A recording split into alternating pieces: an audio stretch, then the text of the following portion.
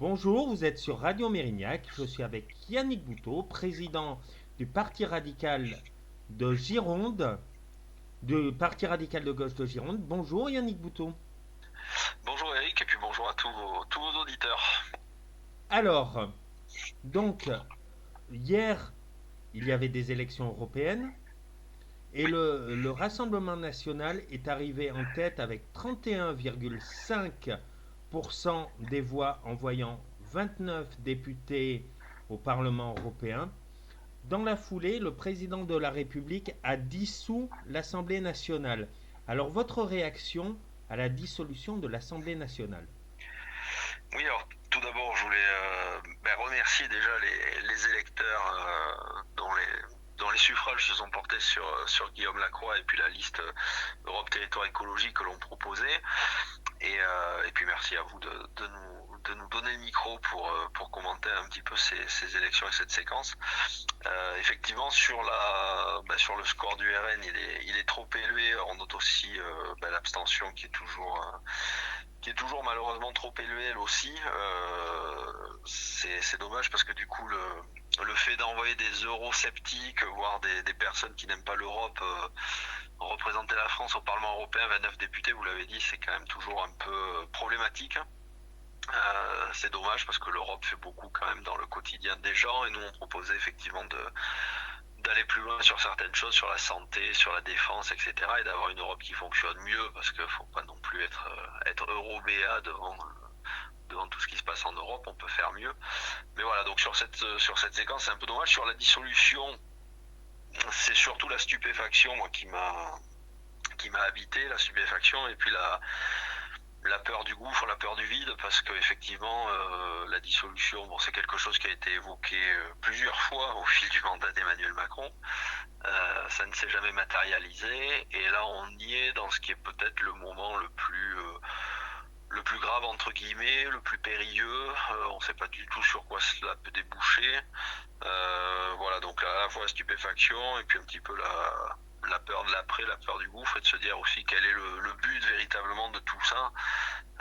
Est-ce qu'Emmanuel Macron pense vraiment qu'il va avoir une majorité, que ça va être mieux ensuite, que ça va permettre d'aplanir certaines choses, tout un tas de thèmes peut-être qui ont été mal compris, de réformes qui ont été mal faites ou pas entreprises, mais est-ce qu'on peut faire ça en 15 jours de campagne électorale ou législative? J'en suis pas persuadé. D'accord. Comme vous le soulignez, c'est aussi un saut dans l'inconnu, en sachant que le 7 juillet, Emmanuel Macron peut ne pas avoir de majorité et il ne peut y avoir de majorité claire au Parlement. Et on peut se retrouver comme la Belgique, qui pendant plusieurs mois est devenue un pays ingouvernable. Que pensez-vous justement de cela? Oui, je pense que le risque existe. Il y a deux risques. Il y a effectivement que le Rassemblement national soit majoritaire et qu'on ait un Premier ministre effectivement issu de ses rangs. Après, est-ce que c'est un tremplin pour la suite ou pas, pour une aventure présidentielle? Bon, nul ne peut le dire et on ne sait pas. Est-ce que effectivement le pays devient ingouvernable et une cohabitation se met en place, mais on ne sait pas comment, si le résultat est vraiment très très très partagé entre plusieurs forces. Donc la période est vraiment très floue et c'est prendre un risque, je pense, là-dessus, sachant que bien sûr, bon, après chaque parti, voilà, a aussi des ambitions, etc. Mais on a l'impression quand même que le pays est tellement divisé que ça va être dur d'avoir un bloc majoritaire large qui émerge. Alors justement, comment analysez-vous l'échec des Européens convaincus, dont Mhm. malheureusement votre parti? Mais au niveau purement, enfin au niveau de la liste Europe Territoire Écologie, donc bon, qui était pour une large part celle du PRG, avec d'autres partis, avec Volt, qui est un parti pan-européen, puisqu'ils sont présents dans plusieurs pays d'Europe, et puis Région et Peuple Solidaire, RPS, qui est un mouvement régionaliste, ou le MDP, mouvement des progressistes. Voilà, on avait différents partis associés. L'échec, c'est celui, je pense, du fait d'un contexte politique qui a évolué un petit peu, puisque nous on est la seule force de gauche à pas avoir cru en la NUPES, à pas y avoir été en 2022. On avait différents candidats partout en France, et on en a eu notamment 4 niveaux PRG en Gironde, et puis d'autres candidats qui étaient associés aussi en Gironde, donc on était à 6 candidats hors NUPES sur les 12 circos, avec des résultats assez intéressants, hein, puisqu'on tournait autour des 5% globalement. Là, le contexte a un peu évolué, puisque la NUPES avait fini par plus ou moins se diluer sous les outrances de LFI et aux européennes. Donc chaque parti, on va dire chaque grande parti avait sa liste, hein, que ce soit le Parti Socialiste, la Glucksmann, que ce soit Europe Écologie Les Verts, le PC, LFI, etc. Et puis là, on revient peut-être, ces retours vers le futur, peut-être vers une NUPES 2.0 ou vers un Front Populaire dont on ne sait pas bien les contours, et c'est justement les contours qui sont intéressants. Et sur un peu le manque de visibilité également sur cette séquence européenne au niveau de notre liste, c'est aussi l'écueil du monde médiatique, on va dire, plutôt parisien, puisque je remercie la presse régionale, on va dire, ou des médias alternatifs qui eux ont parlé de nous, mais pour ce qui est des grands médias nationaux, grands médias parisiens, on a été quand même assez invisibilisés. Donc ça pose question au niveau des démocraties aussi, de comment est-ce qu'on organise ces élections, etc. Ça va poser la question pour les 15 jours qui viennent, en gros 15 jours, 3 semaines de campagne législative aussi. Donc c'est tout ça qui a fortement joué sur le résultat final. Voilà, le contexte n'était pas évident, et puis le PRG repartait, on va dire, en solo sur une élection nationale qui est plus européenne, qui est quand même difficile pour se faire connaître, etc. Donc la dernière fois c'était avec Bernard Tapie, mais c'était en 93-94, et depuis donc de l'eau a coulé sous les ponts. Voilà. Vous évoquiez la possibilité d'un front populaire pour ces législatives d'une quinzaine de jours, mais est-ce que le Parti radical de gauche aujourd'hui, si LFI fait partie de ce front populaire, en fera partie? Non, si LFI en tant que tel, on va dire que si c'est une redite de la NUPES, je pense effectivement qu'on n'a pas grand-chose à y faire. Et puis on a vu effectivement, on avait senti, on va dire, les dérives de LFI dès 2022, puisqu'on n'était pas entré dans la NUPES, parce que le centre de gravité en était LFI. On a vu à l'Assemblée nationale toutes les outrances que ça a pu amener de la part de divers députés. On a vu les propos sur le conflit israélo-palestinien. On a pu voir les dérives antisémites. On a pu voir Raphaël Glucksmann esprit à partie. On a pu Jérôme Gage également. Enfin bon, on a vu un peu toutes ces outrances d'LFI qui est passé rapidement de la révolution à la bordélisation. Et ça, effectivement, on peut pas faire d'alliance effectivement avec LFI en tête de proue. Après, il y a des personnages comme François Ruffin qui peuvent être intéressants, à voir ce qui se met en place effectivement. Pour l'instant, on a un peu l'impression de s'acheminer vers une NUPES bis, même si effectivement, il faudrait que les républicains de gauche, que les sociodémocrates, etc. reprennent un peu le lead, et qu'on arrive sur une autre union de la gauche, mais que ça ne soit pas effectivement derrière LFI, quoi. Cela est-il possible en 15 jours? C'est tout l'enjeu. C'est tout l'enjeu, c'est ce qui est éminemment compliqué. Il va y avoir beaucoup de tractations à Paris ou en Gironde. Moi, je ne peux qu'inviter les partis de gauche à se parler, que ce soit au national ou au local. On a vu en plus au local que la stratégie LFI avait finalement peu marché en Gironde, hein, puisqu'il y a eu une NUPES largement dominée par LFI, et au final il y a 3 députés de gauche en Gironde, dont 2 sortants, un LFI qui a été reconduit, un PS qui a été reconduit, bon, les deux étant reconduit de façon assez logique, on va dire, électoralement parlant. Et puis Nicolas Thierry pour ELV qui avait pu l'emporter sur Bordeaux, ce qui après l'élection de Pierre Urmic faisait sens. Après, les autres candidats, effectivement, qui étaient largement LFI, que ce soit dans le Médoc, dans le Blayais, ensuite Gironde, sur la 7e circo, etc., ont tous raté la marche. Donc si c'est la même stratégie qui est à l'œuvre, je vois pas vraiment l'avenir à ce niveau-là, même en termes purement électoraux, quoi. Mais le risque n'est-il pas que justement en Gironde, vu le score du Rassemblement national qui arrive deuxième sur certaines Hmm. grandes villes derrière le Parti socialiste, puisse justement doubler son nombre de députés actuellement?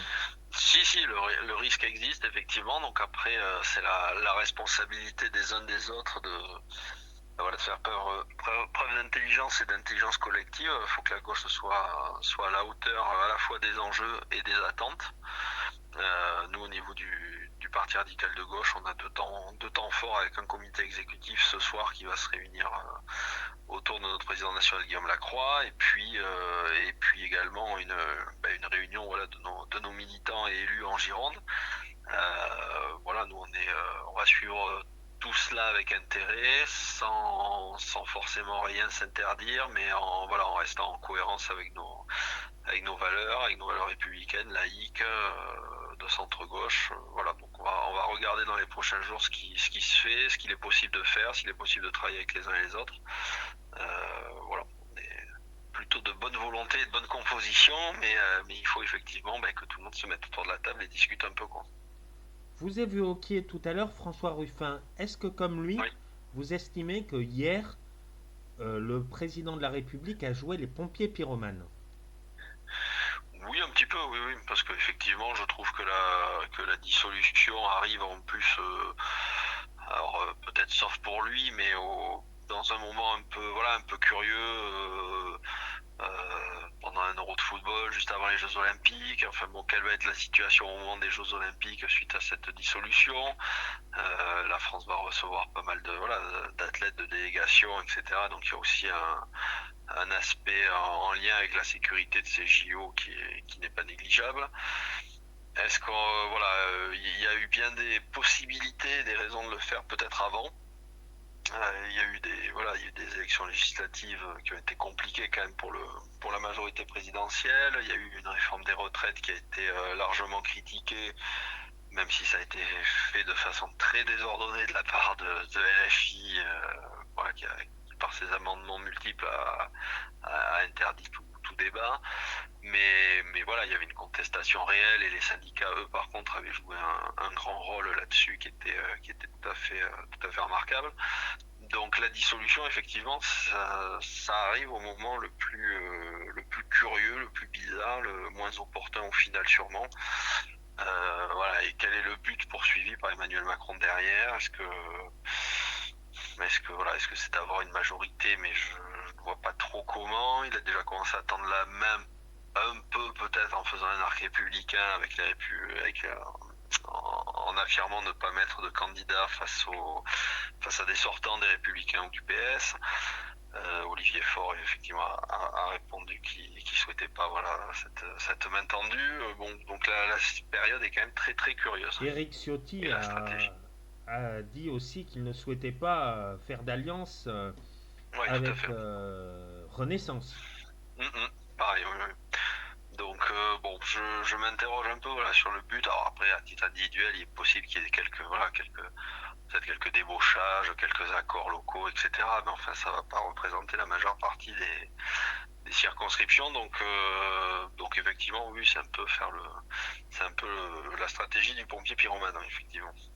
Et mon avant-dernière question, Oui. avez-vous eu depuis hier soir des contacts avec d'autres formations politiques de gauche de Gironde? Alors, pas avec d'autres formations politiques, effectivement, mais avec pas mal de personnalités de Gironde, euh, social-démocrates, du Parti socialiste ou d'autres partis, mais effectivement qui se mobilisent. On va voir dans les prochains jours ce qu'il en est. Ce sont des personnes qui sont plutôt proches du radical socialisme, on va dire, hein, du PRG, du PS, plutôt historique, comme on l'imaginait il y a quelques temps et pas si longtemps finalement, mais voilà, on va voir quelles sont les initiatives effectivement, parce qu'on a vu que LFI aussi, par ses outrances, par l'importation du conflit israélo-palestinien, par ses propos sur le Hamas, par ses propos sur aussi sur l'antisémitisme, sur certaines choses comme ça, n'est pas clair du tout, n'est pas conforme aux valeurs de la gauche non plus. Alors, pas toutes les personnes, mais certaines effectivement, et certaines notamment qui représentent le mouvement, donc c'est quand même un gros problème. Donc voilà, donc on est en train de voir effectivement comment on va pouvoir travailler, faire émerger autre chose, etc. Parce qu'il faut surtout pas que ça soit une NUPES 2.0 et la même chose qu'en 2022, parce que la situation n'est pas exactement la même. L'enjeu c'est aussi celui du Rassemblement National et des circos qu'il peut gagner en Gironde. Donc il va falloir que tout le monde soit intelligent et discute. Donc on va essayer de voir ça et de faire au mieux conformément à ce que je vous ai dit puis à nos valeurs. Donc ça ne sera pas pour faire élire Jean-Luc Mélenchon Premier ministre.